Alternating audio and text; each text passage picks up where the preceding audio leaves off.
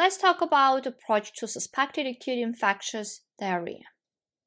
First, we will assess for high-risk features, which are bloody stools or high-grade fever, severe disease, mostly these patients are hospitalized, elderly patients or immunocompromised patients, and diarrhea more than 7 days.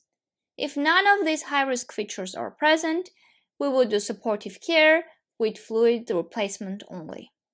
But if we have high-risk features, we will do stool studies, which include fecal leukocytes, multiplex PCR testing, stool culture.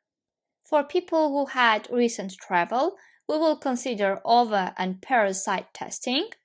And for people who had recent hospitalization or antibiotic use, we will consider testing for Clostridium difficile. If stool studies shows non-inflammatory diarrhea, we will consider antibiotics for severe disease, for elderly, immunocompromised patients, and pathogens with low infectious dose, for example, Shigella.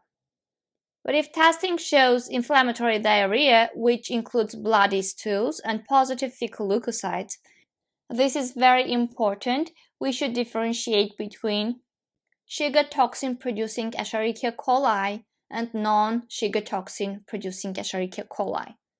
For that, we will do PCR. If we say that it is the non-Shiga toxin producing Escherichia coli, we will do same management as we will do during non-inflammatory diarrhea, which is consider antibiotics only during severe cases for elderly, immunocompromised patients, for pathogens with low infectious dose, for example, Shigella.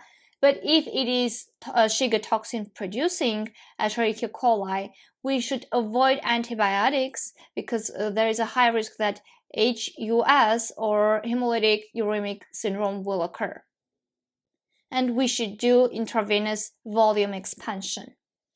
Let's repeat one more time. Empiric antibiotics are not recommended for bloody diarrhea in children because they increase the risk for hemolytic uremic syndrome, HUS, if the causative pathogen is high risk Shiga toxin producing Escherichia coli or E. coli 0157H7.